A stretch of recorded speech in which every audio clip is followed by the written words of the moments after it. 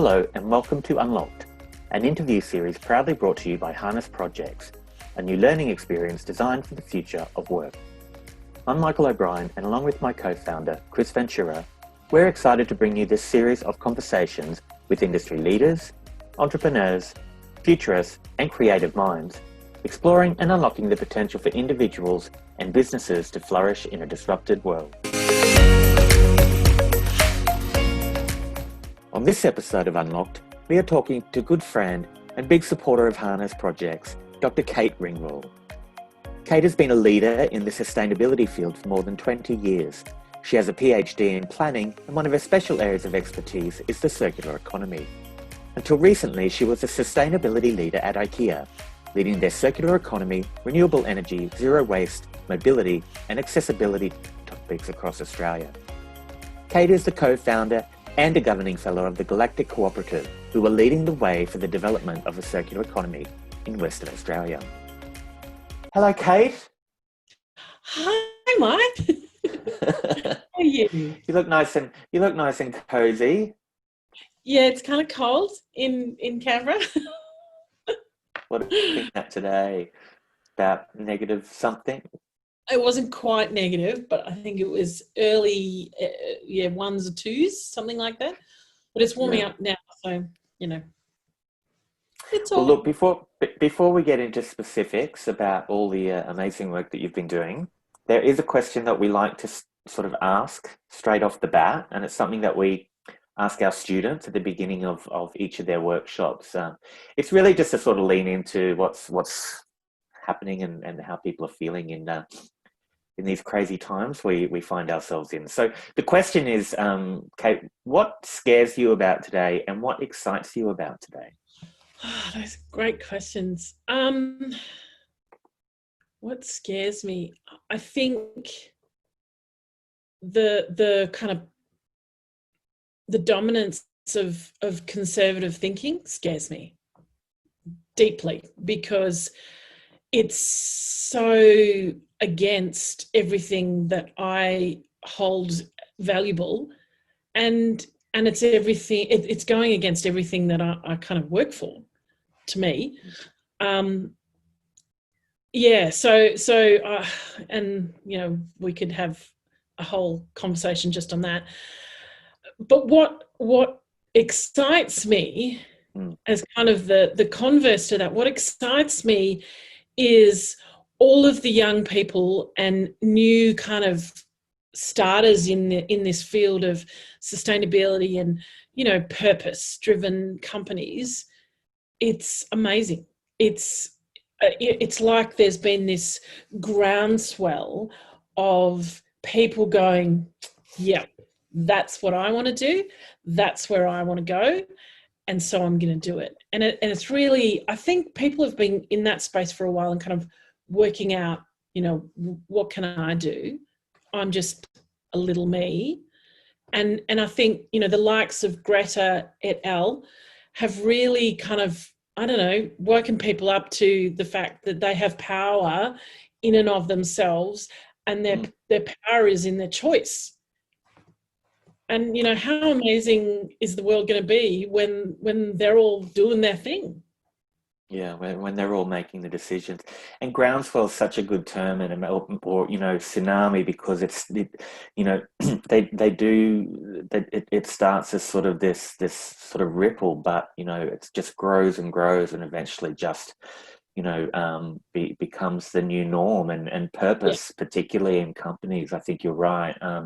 What we're seeing today in terms of purpose becoming much more important in the way that companies position themselves, how they connect with their audience, it's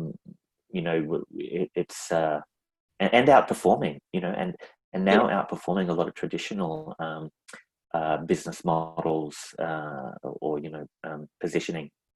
So it is really exciting to see. And look, you mentioned about sustainability, and we, for those who know, you've been in that space for a really long time. it'd be good to just unpack a little bit what has been your history with sustainability, and I guess particularly more recently, although I'm not sure how old the term circular economy is in Australia, but what's how has sort of your involvement with sustainability and circular economy led to where you are today? Oh, another great question. It's been a long journey, but it's been quite circuitous, really, in some sense. Ironically. Yeah, ironically. Yeah, I mean, I started in social sustainability like at 15. I mean, I started really early. Working in that space, I was volunteering for an organisation they ran camps for people with disabilities so that their families could have a break. And they had volunteers come along and help to run those camps. I loved it. It gave me purpose and meaning, and in my small way, it felt like I was helping and serving something kind of bigger than me. And then, I mean, maybe the lifestyle in the 70s and 80s. We did a lot of camping. Yeah, a little while ago. We did a lot of camping, and we would camp for holidays. We would go away, and it was idealistic, really, but it was also a bit feral because we just went wild. We walked around in the bush, camped out, swam, and it was very free flowing. I mean, we don't have those opportunities as much now. So I think it really grounded in me this need and recognition that natural spaces and being out in nature was really necessary for my well-being, really. And reflecting back, the times that my well-being has not been as good, it's because I haven't been able to connect to nature. So I think that really started that purpose without really realizing. I had no inkling that was important. I just loved it. And it really wasn't until, I was a Rotary exchange student at 18, went to Japan for a year, learned this amazing language, love Japan, but none of the jobs that I could have done, I wanted to do, which was really unfortunate, because I'd, come back from Japan, worked a little bit, went to uni, did this, Asian studies degree, did everything about Japan, loved it, but realized there was no future in that space for me. I needed to find something else. And I was, early 20s, I was lost. I had no concept of what I wanted to do. And it wasn't until I had to, add, you had to add like extra units to your kind of load, your point load. Yeah.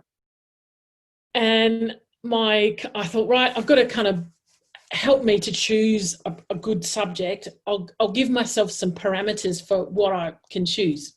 So those parameters were, it has to have a camp and no exam. I thought that was a good thing. And so that led me to environmental ethics. And the first lecture was just like this mind, blowing expansion. And it was really, that was my light bulb moment. That was it. It was like, yep, that's what I want to do. I've never even heard of it, knew nothing about environmental kind of activism or the need for, improving our environmental life or anything in that space, knew nothing. But it was suddenly like, yep, that's firing me internally. And I guess maybe I've always followed that internal guide for this fits or this doesn't fit. And it's been unerring, and it's led me in places that I would never have Well, you know, I was going to say, let's explore that a little bit because, it led to a PhD. it did. Yeah. And, Dr. you know, Kate. yes, absolutely. And, when I graduated high school, I'd passed the exams but had failed to get into uni. Now, there were some fairly meaty, extraneous things going on in my high school years, but and which was the reason why that didn't happen. But at the time, I had no concept of my own intelligence, nothing. And it wasn't until I got to uni and went, this is really easy. And I love it. Because you love it. That's why. I loved it. Yeah, Yeah. exactly. And I'd found my niche. And when I started adding sustainability topics, it was like, this is it. And so, masters and PhD later. So there was life as an academic for a while for you, yeah? A little while, yeah. I did 10 years while doing PhD, lecturing and tutoring, and I loved it. I would go back in a second, if not for the sheer, I can't even describe it, but just the direction that universities are going now. I don't want to be in that space. Yeah. Not interested. Yeah. No, it's there's a lot of challenges ahead for university in terms of the way that they get funding and research and all those things that need to shake up. Needs to shake up. Yeah, absolutely. And it's happening. Not in that it's currently going. Yeah, I mean that's absolutely. Yeah. So then, I mean, there was the sort of the academic and education side, but you also kind of got into industry as well. But what prompted you there, or how did that happen? Yeah, I mean, look, I started my first job so I'd come back. I had spent 5 years in Canberra after sort of graduating. Well, it was a little while after graduating, but after graduating from undergraduate, I eventually landed in Canberra, and I worked for the Department of Transport and Regional Services. Loved it. Right. Loved it. Missed home though. Perth is home, so right. Yeah. I had to go back because I missed home and missed family, and it was I'd finished my masters, and I got the first role with a local government as a sustainability officer with a sustainability qualification. And it was transformational in a number of ways, but in particular because at that point, we all got what sustainability was. We understood, everybody understood the term. We might argue about the meaning and what words might be in that meaning and description, but we all got it. The thing that I didn't understand really, and no one else really understood at that point, was how do you operationalize that? Yeah. That's, a sustainability policy is great, but what do you do with that? How do you integrate that in a really meaningful way from top to bottom? Yeah.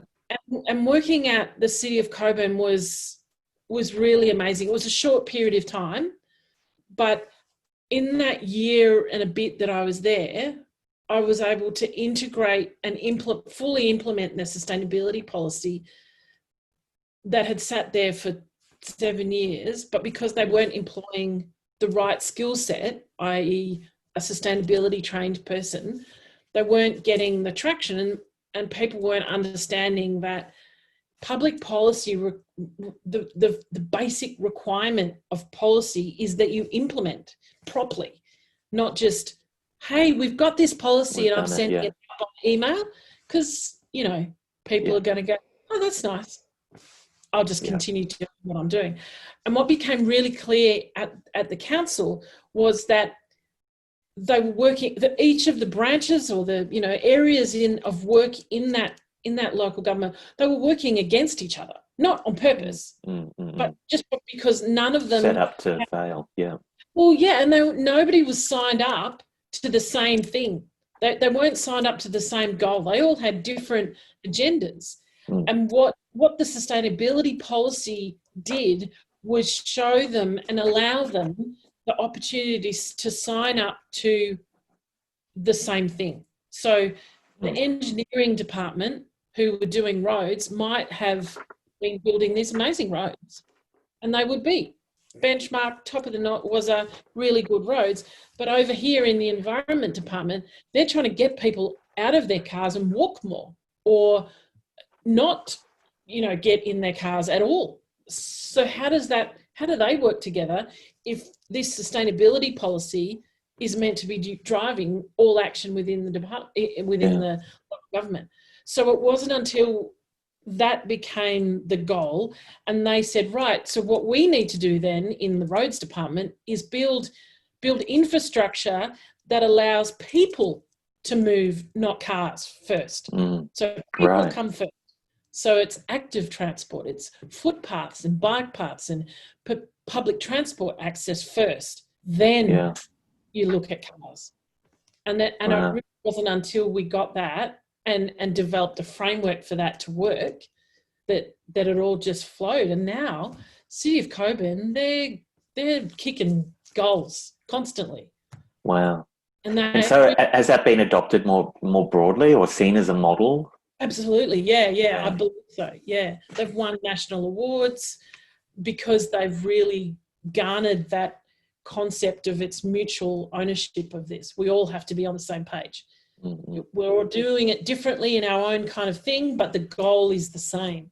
Mm-hmm. And that really, really helped me to kind of understand how to operationalize it. Fairly early on too, I think. And then that really, after that, I went on to do PhD. Yeah.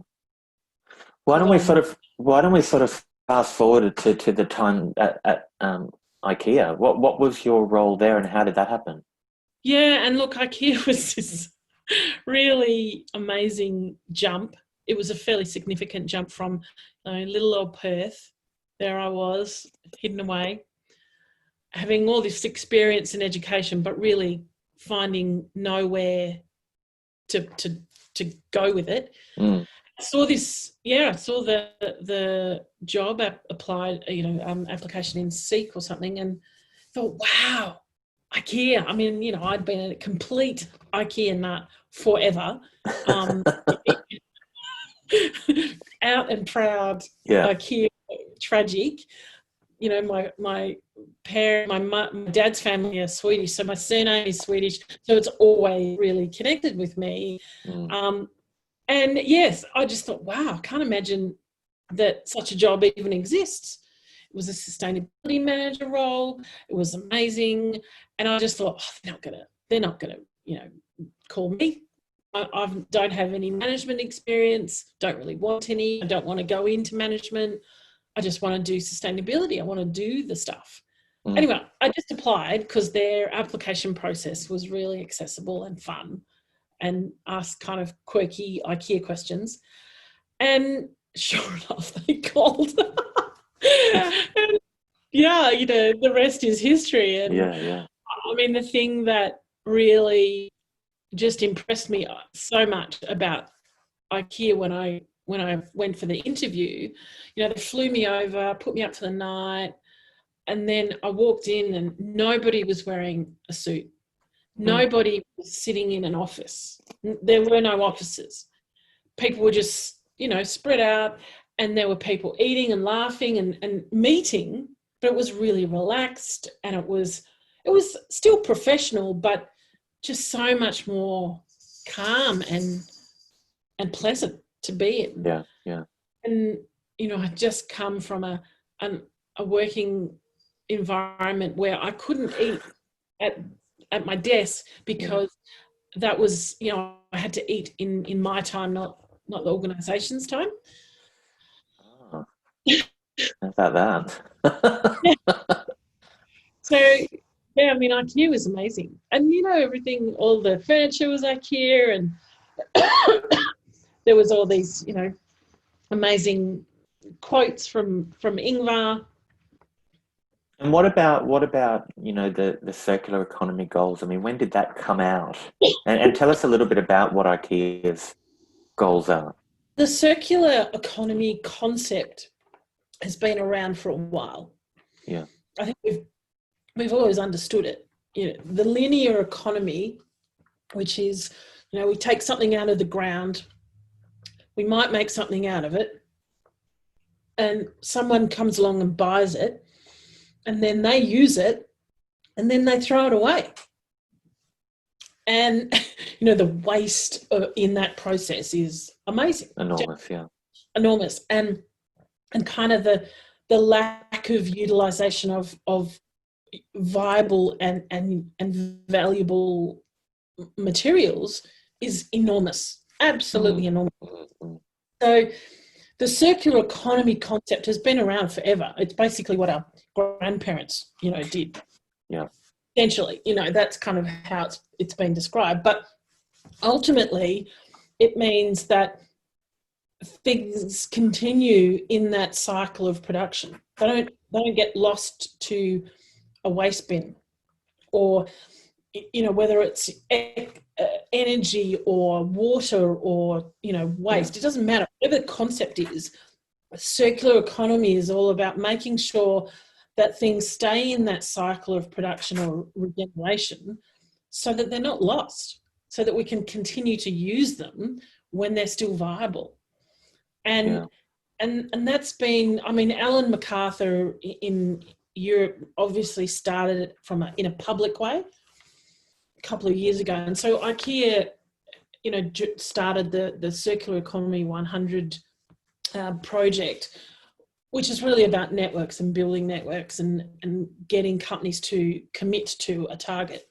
And from that was a couple of years ago now, they their big target has been, for the whole IKEA group, they will be 100% circular by 2030. And that kind of encompasses everything. It means, you know, 100% renewable energy for everything that happens in the buildings, cars, trucks, fleet, everything. All low emissions, renewable energy. You know, buildings are made so that they're fully, you know, energy efficient. They're run and heated and cooled with renewable sources, not gas. And it's everything down from the product, how it's designed, how it's used, how it's continually, you know, given second and third lifetimes, how it can be repaired. All of that it will be transformed by that goal to be 100% circular. And that's where we at Harness Project sort of came on board in a wave to start helping with, you know, some of the initiatives around that. So I mean, what kind of, aside from what was sort of happening, I guess on a global level in terms of strategy and goals, what did it mean at a local level for Australia? Or is it meaning? How's it rolling out? Yeah. So when I was with IKEA, one of the things that we understood in the retail space was that we would have very little impact or influence on the product side, because that's by the product group. Yeah. The IKEA design the products, do all the supply and procurement of the raw materials. They had the same goal, but that was their job. Our job in the retail side, in Inca IKEA, was to help customers really kind of relaunch or expand the understanding of how do I live a more sustainable life and how can IKEA support that. And so it became really clear that in Sydney in particular, that there was a lot of IKEA furniture being left on the side of the road as people moved on, whatever, you know, there's lots of different scenarios.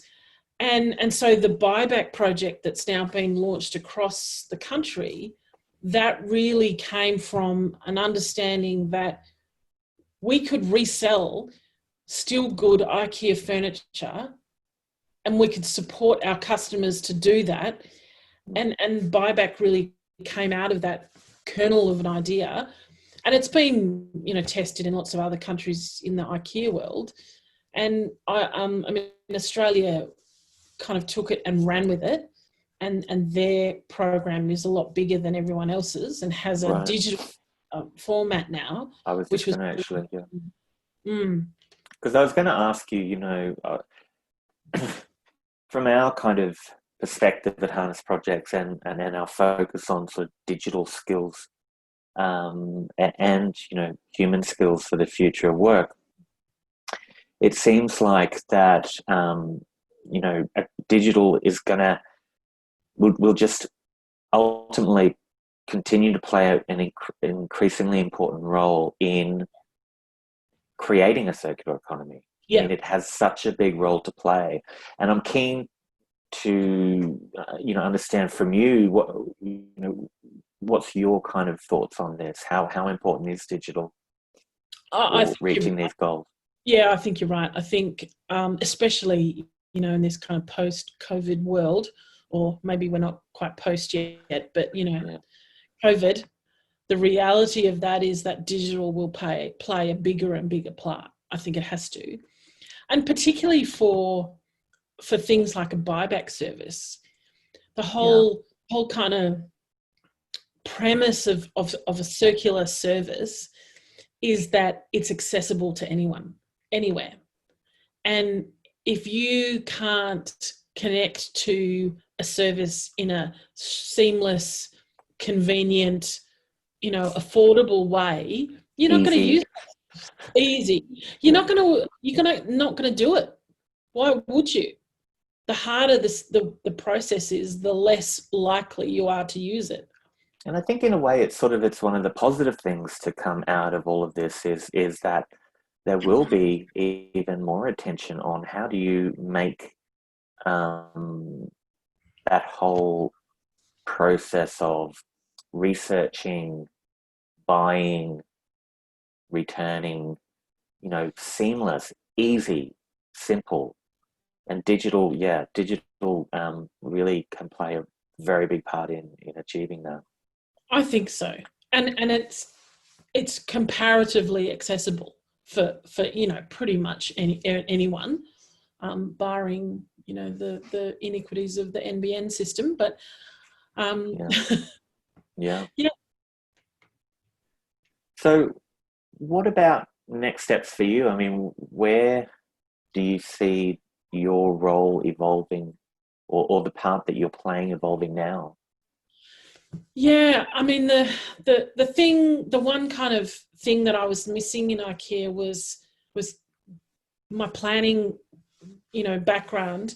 I really miss, and I really did miss the intellectual kind of stimulation that you get in a research and a kind of advocacy role, and being able to speak about planning and sustainability and where cities are going. I mean, that's kind of my first love is cities and transport planning and urban and regional planning and the sustainability focus of all of that. And so that's kind of where I'm heading now. I'm doing some consulting work and some short-term contracts for different organisations, and I've really gone back to working primarily in Galactic Cooperative.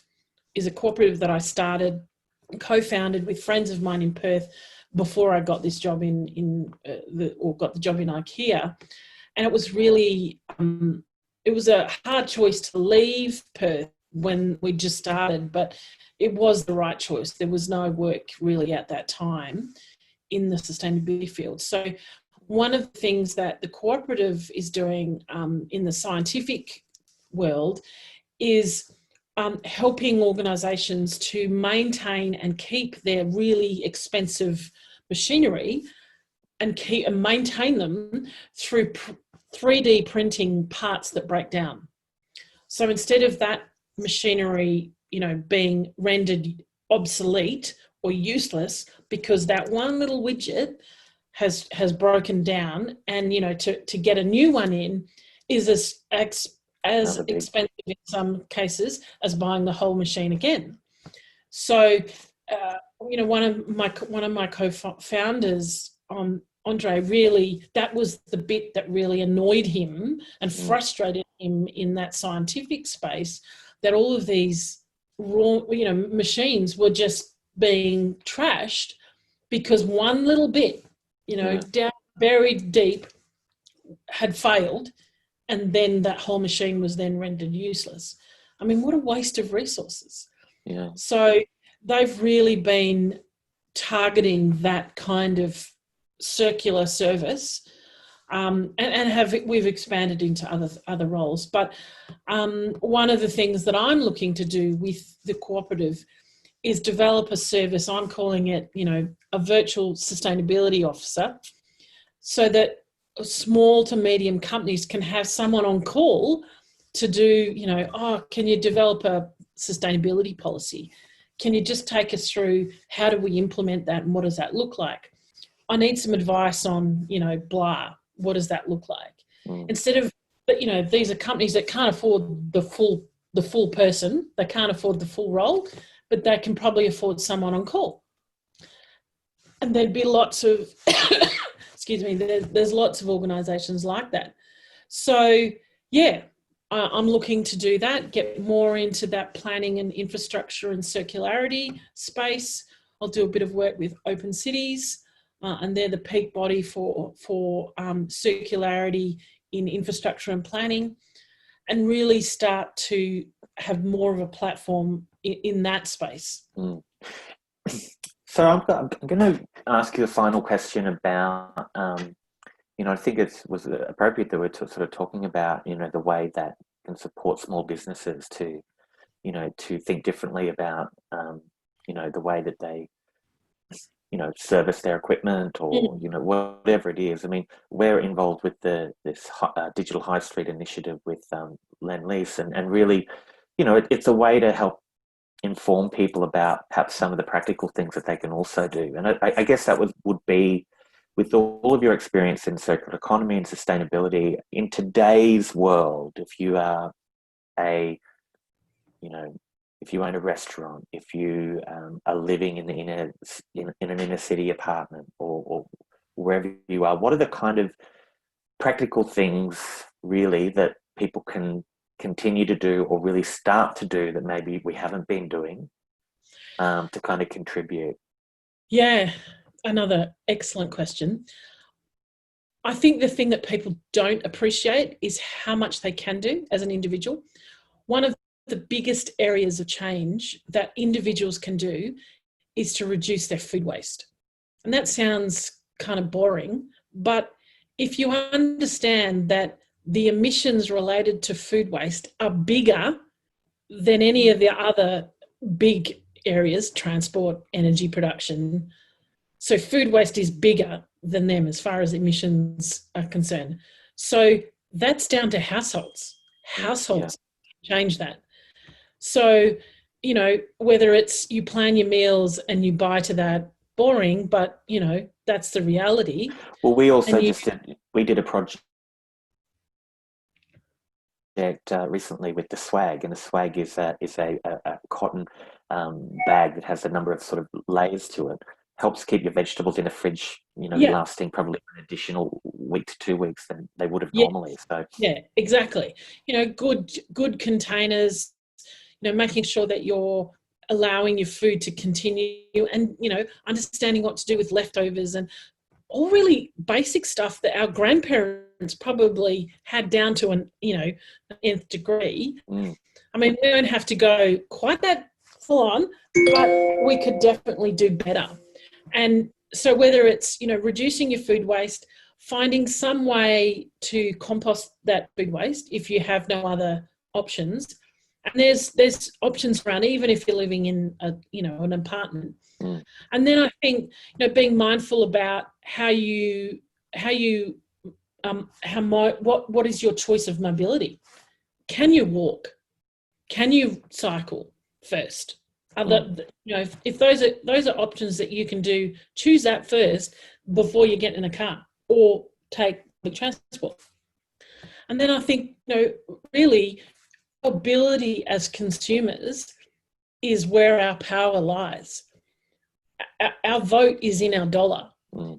If we can choose to purchase products that have been made ethically, have been made with things that we know what they are, and we are okay with that, and and they're priced in a way that's affordable, then choose that.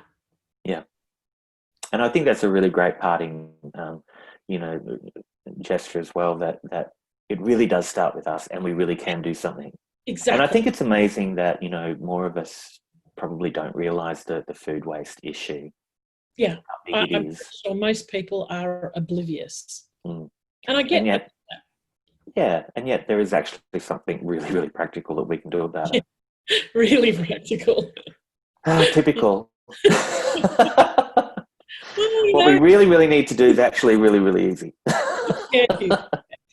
Kate, listen, it's been fantastic to talk to you. Thank you so much for your time.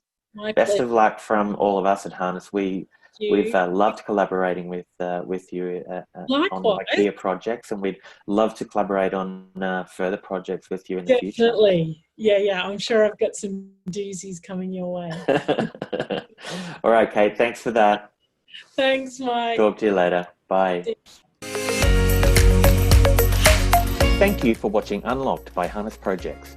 For more information on how our real company projects help you learn the skills required for the future of work, head over to harnessprojects.com.au and follow us on Facebook. If you want to find out more about partnering on a Harness project, email us at info@harnessprojects.com.au.